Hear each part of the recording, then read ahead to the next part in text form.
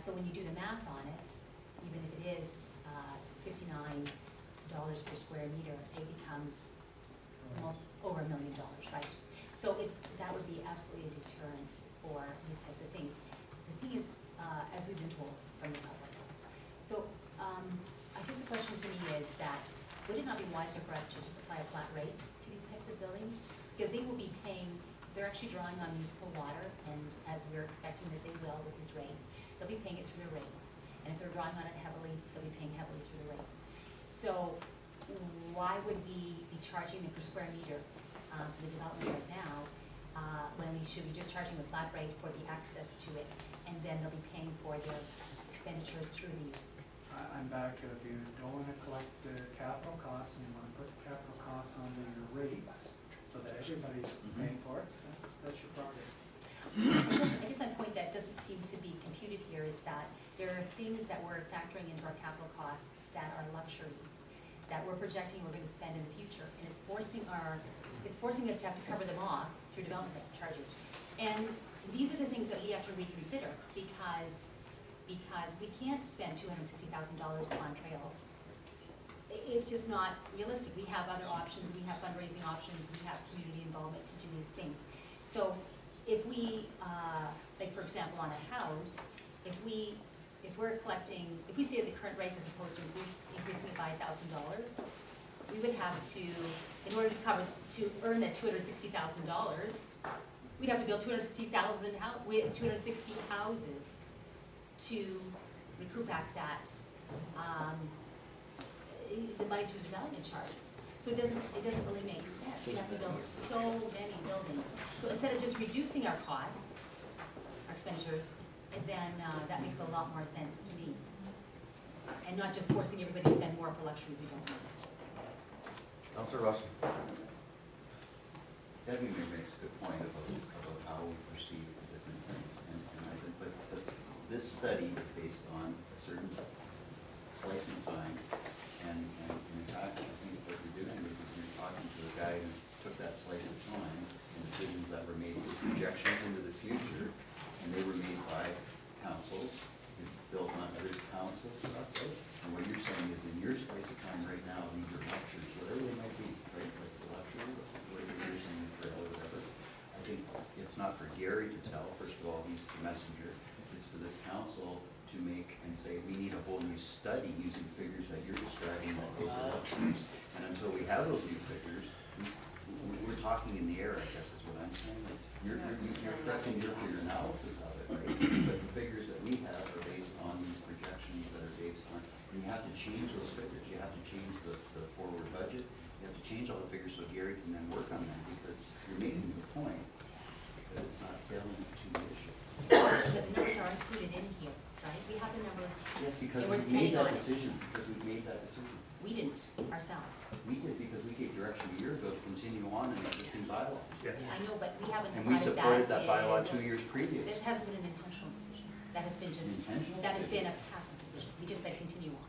We just passed it. Okay, We just said, let's keep it going, so. Mr. Mayor, yes, we could have a debate on its semantics. The reality is, no, you're right. It was a passive decision because the planning had gone on for the long term. But you're correct. You're correct. But it's not salient to the issue right now.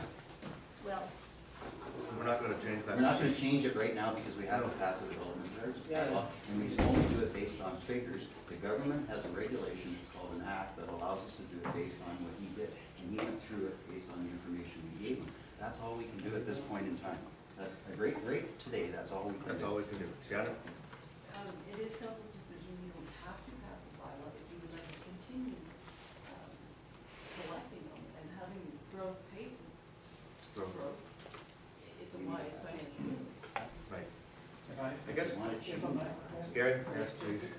I want to move on, and I know there's guys here from the public that want to talk to you about the greenhouses and how we can bring that down to a level that is livable.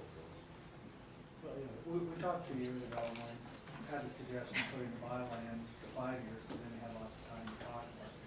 And then ended up making it 2 years, and now we want to talk about it a little bit more. Yeah. So now we're into a perspective.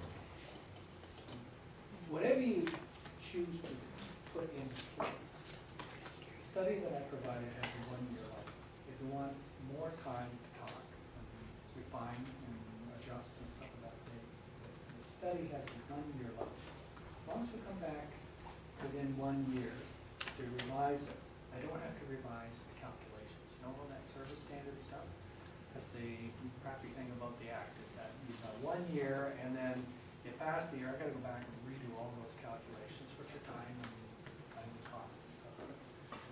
Just to bring up that if you want to keep the bylaw as it is right now, or do some refinements, pass it, and you still want to have a discussion, for 1 year, it's a nominal cost to, well, whatever you might employ me to assist you with, but this, the study can just be set aside, and then it's just a matter of mechanics, not the calculations and stuff. So just advise, but if you don't pass the bylaw very shortly, you have nothing. And that's probably what I would not Yes. think is best. Counselor Underwood. Yeah, I'd like to say right that I think it's a pretty good study. I don't think it's unreasonable at all, because I mean, it's all right here, it's all empirical evidence, but I think we could do a little tweaking. My question is if we do, because it is such a low component of what we have in building our commercial and our industrial base so far, how does that affect like the greenhouses? Do they come under the industrial, the commercial, or are they completely separate? We separated them. We separate them, okay.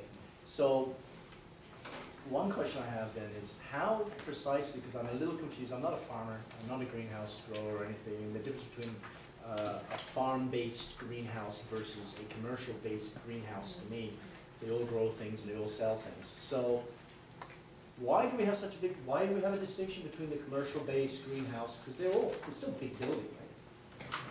Our planner would like to speak to that. We differentiated because we agreed that the growing portion of the greenhouse, whether it's an agricultural and industrial greenhouse like we've seen Mr. Scoldy, we agreed that the growing part should not be subject to, well, it should be subject to certain portions of the DC. However, in the commercial greenhouse, there's a retail component. And that was what the full DC was going to be charged on, was the retail, let's call it area accessible to the public. So there is a difference between greenhouses. There is the agricultural greenhouse that Mr. Scoldy has. He grows stuff. The public does not come to his greenhouse. He ships it out on trucks. We have the greenhouse that we have in Grand Bend. They have a retail component. We go in there and we buy plants from them. But they also have a greenhouse component. The full DC was only going to be charged on the retail component, like it's a commercial operation. Just the retail component. And whatever you were charging for the greenhouse part would be, like, you only want water, roads, and fire for greenhouses. That's what you have presently. That's what we talked about when Gary went back and revised the bylaw, right? That would be charged on the greenhouse portion. All right. So there's two components for the greenhouse that has the retail, and there's one for the type that Mr. Scoldy built. Because he's just a big growing operation. The farm under glass. He's got a farm sitting under. All right, thank you again, guys. Counselor Mossfield. I just got a quick one, Gary, to help me understand something here, because I get this some of the time. There's always contention about our projected population growth. We hear this all the time. We hear about the treatment plant. I'm looking at your numbers here. The residential unit increase 929. Is that including condos and? So it's including everything. Okay. And on what did you base those on? Excuse me, and that would also include any seasonal units. And seasonal, Not only okay. permanent, but seasonal. And do we have actual, Janet, over the last 10 years, do we have actuals? The building information? Yeah, well, in terms of comparing what our projected growth is, do we have actuals to show over the same time period with the past 10 years what the actuals are? So I'm just wondering where Gary got this, the projections from. Well, the actual building activity is also, it's page A11, if you want to reference it later. We don't have a, Well, we do have it. Yeah. It's not on this. oh, it's not on this one, it's on the past one. you know, it But that's depends on just, both. but That's the the agenda chart I today. showed you shows you